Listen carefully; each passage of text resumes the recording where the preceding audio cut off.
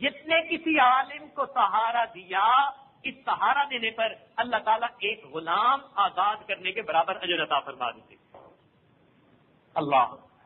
تو دیکھیے، علماء سے محبت رکھنے والوں کے ساتھ بھی مغفرت کے وعدے اور ان کے لیے بھی اجر کی بات ہے. لہذا ہمیں چاہیے کہ ہم خود بھی علم پڑھیں، اپنی اولادوں کو بھی علم پڑھائیں. یہ کوئی منع نہیں کرتا کہ آپ ان کو دنیا کا علم نہ پڑھائیں، مگر یہ ضرور کہتے ہیں کہ پہلے ان کو مسلمان تو بنائیں، پہلے ان کو ایمان تو سمجھائیں، پہلے یہ مومن بنے، پھر اس کے بعد جو دنیا کے کام ہیں اس میں لگیں. قیامت کے دن تو ایمان کا سوال ہوگا. اس لیے اپنے بچوں کو پہلے دین پڑھائیے، اس کے بعد جو دنیا کے کوئی کام ہے تو وہ ان کو، اگر یہ عالم بنیں گے تو پھر جہاں بھی ہوں گے یہ شریعت کے مطابق زندگی گزاریں گے. اور ہم نے تو دیکھا کئی لوگوں کو اللہ نے اتنا دیا ہوتا ہے کہ وہ اپنے بچوں کو علم کے لیے وقف کر دیتے ہیں. اس ماحول میں جہاں علماء کی اتنی کمی ہے. ابھی آج ساؤتھ افریقہ میں تھا تو وہاں ایک انالیسس پیش کیا گیا کہ ساؤتھ افریقہ میں جو مسلمانوں کی آبادی ہے، ہر 1000 آدمی کے پیچھے ایک عالم وہاں موجود ہے. ہر 1000 آدمی کے پیچھے عالم موجود ہے. اور اس ملک میں جو فارغ التحصیل عالم، جن کو عالم کہا جاتا ہے، وہ ٹائی عالم نہ ہو، خود پاختہ قسم کے نہیں، جو باقاعدہ عالم ہیں، ان کی اسٹیٹسٹکس یہ ہے کہ 1.5 لاکھ مسلمانوں کے پیچھے ایک عالم بنتا ہے. تو یہاں 1.5 لاکھ کے پیچھے ایک عالم، وہاں 1000 کے پیچھے ایک عالم. اب دیکھیے یہاں اپنے بچوں کو علماء بنانے کی کتنی ضرورت ہے، اور جس جگہ ضرورت جتنی زیادہ ہو پھر وہاں قیمت بھی اتنی دے دی جاتی ہے. عام دستور ہے نا، جب کسی چیز کی شارٹیج ہو جاتی ہے تو دگنے ریٹ پہ بھی خرید لیتے ہیں، تگنے ریٹ پہ بھی خرید لیتے ہیں. تو بھائی آج کل وقت ایسا ہے، ہم اگر علم حاصل کریں گے، بچوں کو سکھائیں گے، اللہ رب العزت پھر اپنی شان کے مطابق اس پر اجر بھی عطا فرما دے. تو یہ بڑی خوش نصیبی کی بات ہے. ہم خود بھی علم پڑھیں اور اپنی اولادوں کو بھی پڑھائیں. آج کا سب سے بڑا فتنہ یہ ہے کہ امت اپنی اولادوں کو فقط دنیا کمانے کی بھٹی میں جھونک چکی ہے. ہر بچہ پیدا ہوتا ہے تو پہلا خیال ہوتا ہے اسے کمپیوٹر پڑھانے، انفارمیشن ٹیکنالوجی، اسے آرٹیفیشل انٹیلیجنس میں ہم نے بھیجنے، اسے ہم نے ڈاکٹر بنانے، انجینئر بنانے. یہ چیزیں پہلے ذہن میں آتی ہیں اور یہ ذہن میں نہیں آتی کہ ہم نے سب سے پہلے اسے مسلمان بنانا ہے. اب دیکھیے آپ کے سامنے یہ ڈاکٹر حسین ستار کی مثال ہے. ایک طرف ڈاکٹر بھی ہیں اور دوسری طرف انہوں نے باقاعدہ بخاری شریف تک کا دورہ کیا اور علم کی کتابیں بھی پڑھی. اب کیا ان کو وہ ڈاکٹری کے پیسے نہیں ملیں گے جو وہ علم کی وجہ سے حاصل کریں گے؟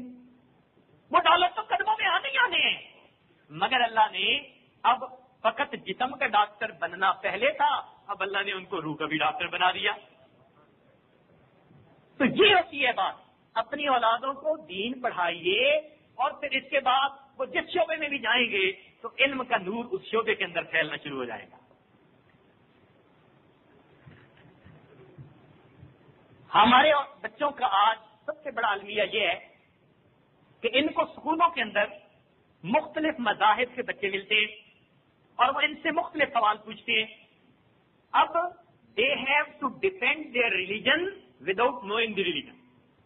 وہ دین جانتے نہیں لیکن اس کا دفاع کرنا چاہتے ہیں. تو جو ان کے ذہن میں کوئی لاجک آتی ہے وہ بتاتے ہیں. اب اگر بات کرنے والا زیادہ چالاک ہے تو وہ ان کے دلیل کو توڑ دے گا. گھر آ کے یہ والد صاحب سے پوچھتے ہیں تو والد صاحب کو خود پتہ نہیں ہوتا، وہ بھی کوئی ایک جواب دے دیتے ہیں. جب بچہ مطمئن نہیں ہوتا سمجھنے کے لیے دوسرا سوال کرتا ہے تو باپ جھڑکی دے دیتا ہے. تو بچہ جھڑکی کھا کے کمرے میں چلا جاتا ہے، مگر اس کا دماغ سوچتا ہے کہ باپ کے پلے کچھ نہیں، میرے دوست نے جو کہا وہ ٹھیک کہا تھا. اس لیے ہمارے بچوں کے بسا اوقات دو دماغ ہو جاتے ہیں.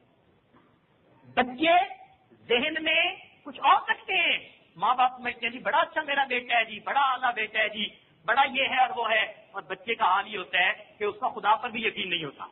چنانچہ ایک آدمی اپنے بیٹے کو لے کے آیا، ڈاکٹر بن رہا تھا.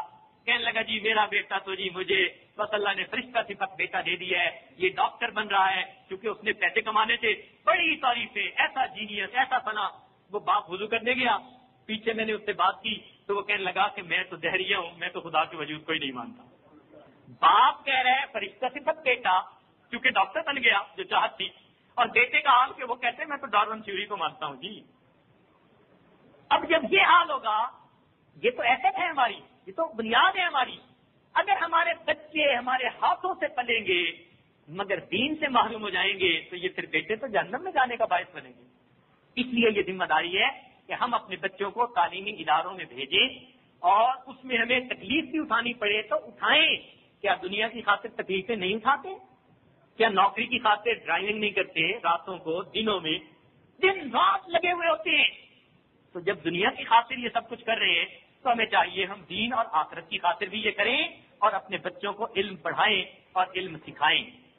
ورنہ تو بچے اس ماحول میں دنیا کی تعلیم پاتے ہیں اور پھر دفتروں میں زندگی گزار کے پھر آخر چلے جاتے ہیں. انہوں نے بھی کہاں سیکھا بلا جا جا کے مکتب میں، پلے کالج کے چکر میں، مرے صاحب کے دفتر میں.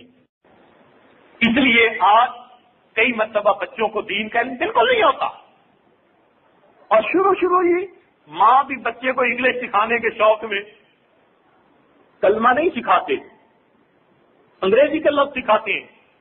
ہم ایک گھر میں گئے تو وہ کہنے لگے جی میرا بچہ ماشاءاللہ بولنا شروع کر دیا اور یہ آپ کو سنائے گا.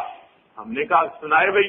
تو بچے نے کہا twinkle twinkle little star how I wonder what you are. اب باپ بڑا خوش ہے، میرے بچے نے بولنا شروع کر دیا. میں نے کہا جس کو کلمہ آتا ہے، کہنے لگا ابھی سکھائیں گے. تو کلمہ ابھی سکھائیں گے اور یہ لوگ پہلے سکھا دیے. چنانچہ عجیب مسئلہ ہے، ابو آج کل امی موم ہے اور ابو ڈیڈی ہے اور بیٹی ڈیڈی ہے، ہر وقت ریڈی ہے. یہ عجیب سلسلہ. آئیے ان بچوں کو دین پڑھائیے.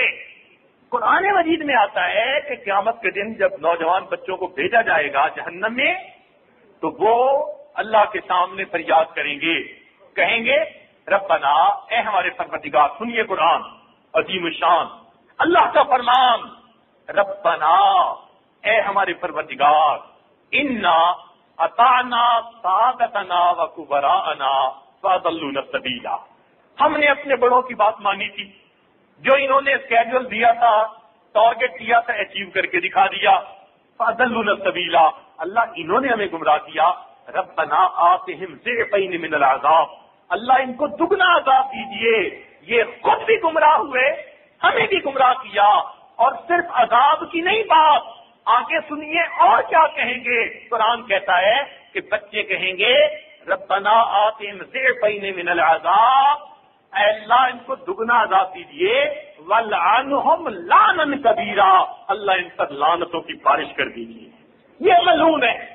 تو بیٹے باپ کو کہیں گے، ماں باپ کو کہیں گے اللہ یہ ملعون تھے، ہمیں آپ سے جدا کرنے والے، ہمیں سیدھے رستے سے ہٹانے والے، انہوں نے دنیا پہ لگا دیا، ہم نے وہ سب کچھ کر لیا. کاش کہ یہ دین پر خود بھی لگے ہوتے، ہمیں بھی لگاتے تو آج ہم جہنم میں جانے والے نہ بنتے. تو آج سوچئے وقت ہے کہ ہم اپنی اولادوں کو دین پڑھائیں اور قیامت کے دن اللہ کے دربار میں سرخرو ہو جائیں. دین کی حفاظت ہر زمانے میں علماء نے کی ہے. دین کی حفاظت ہر دور اور ہر زمانے میں علماء نے کی ہے، یہ ان کا منصب ہے. والربانیون والاحبار بما استحفظوا من کتاب اللہ وکانوا علیہ شہداء. یہ پیر اور مولوی، علماء اور مشائخ، ربانیین، رب والے، آج کل ہم ان کو اللہ والے کہتے ہیں. تو ربانیین سے مراد اللہ والے، مشائخ. احبار، حبر کی جمع عالم. تو علماء اور مشائخ ان کی ذمہ داری کیا ہے، فرض منصبی کیا ہے؟ بما استحفظوا من کتاب اللہ، انہوں نے اللہ کی کتاب کی حفاظت کرنی ہے. تو دین کی حفاظت یہ علماء کا کام ہے. ہر دور اور ہر زمانے میں علماء نے ہی دین کی حفاظت کی. جب بھی دین کے اوپر کوئی مشکل وقت بنا، علماء ہی تھے جنہوں نے دین کی حفاظت کی. اس لیے ہمیں چاہیے کہ ہم بھی دین کی حفاظت کرنے والوں میں خود شامل ہوں یا اپنے بچوں کو ان میں شامل کروا لیں. یہ علماء نبی علیہ الصلوۃ والسلام کے علم کے عمل کے وارث ہیں. صحابہ سب سے پہلے وارث بنے، وہ بلا واسطہ شاگرد تھے نبی علیہ السلام کے، وہ نبی علیہ السلام کی اداؤں کے محافظ تھے. صحابہ کرام نبی علیہ الصلوۃ والسلام کی اداؤں کے محافظ تھے. چنانچہ ایک صحابی کے بارے میں آتا ہے کہ وہ حبشہ کے رہنے والے تھے اور ان کے بال گھنگریالے تھے، وہ چاہتے تھے درمیان میں مانگ نکالے، نکلتی نہیں تھی، تو ایک دن آگ کے پاس بیٹھے تھے سردی کی وجہ سے، تو ایک جو ہے گرم سلاخ سی تھی جس سے آگ کو ٹھیک کرتے تھے، وہ گرم سلاخ اپنے یہاں پھیر دی درمیان میں، اب کھال جلی، بال جلے اور وہاں زخم کا نشان بن گیا۔ کچھ دنوں بعد نشان تو ٹھیک ہوا، کسی دوست نے پوچھا بھائی اپنے جسم کو یوں تو نہیں جلاتے؟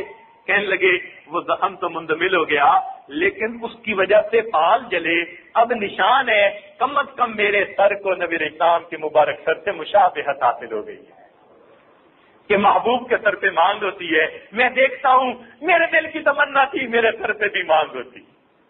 ایسے عاشق، اور جیسے حضرت نے رات واقعہ سنایا عبداللہ ابن عمر رضی اللہ تعالیٰ عنہ کا کہ سفر کرتے ہوئے راستے میں ایک جگہ اترے اور ایسے بیٹھے جیسے قضائے حاجت کے لیے بیٹھے ہوں، اور بغیر پارے ہوئے واپس آئے اور چلے گئے۔ کسی نے پوچھا جی مقصد کیا تھا جب ضرورت نہیں تھی؟ کہنے لگے میں نے نبی علیہ السلام کو دیکھا تھا، آپ یہاں اترے تھے اور ایسے بیٹھے تھے، میرا جی چاہا میں ایسا ہی عمل کروں جیسے محبوب کو کرتے ہوئے دیکھا ہے۔ تو یہ اداؤں کے محافظ، اس لیے حذیفہ بن یمان رضی اللہ تعالیٰ عنہ جب ایران فارس میں آئے تو لقمہ گر گیا، اٹھا کے کھانے لگے، کسی نے کہا جی یہ نہ اٹھائیے لوگ اچھا نہیں سمجھتے، پھر بھول لگے اترک سنت حبیبی لہؤلاء الحمقاء، ان احمقوں کی وجہ سے میں اپنے محبوب کی سنت کو چھوڑ دوں گا۔ تو صحابہ کرام نبی علیہ الصلوۃ والسلام کی اداؤں کے محافظ تھے، ان سے یہ فیض آگے چلا، تابعین نے لیا۔ تابعین کا نام بتا رہا ہے کہ انہوں نے صحابہ کی اتباع کی، اس لیے تو نام تابعین تھا۔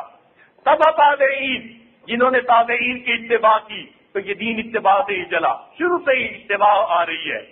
لہذا یہ نبی علیہ الصلوۃ والسلام کی ادائیں آج بھی محفوظ ہیں، کتابی شکل میں بھی اور زندگیوں کے اندر بھی۔ لہذا ہم مدارس میں بچوں کو بھیجیں تاکہ وہ ان اداؤں کو کتابوں میں سے حاصل کر لیں، اور مشائخ کی صحبت میں بھیجیں تاکہ ان کو زندہ انسانوں کی زندگیوں سے حاصل کریں۔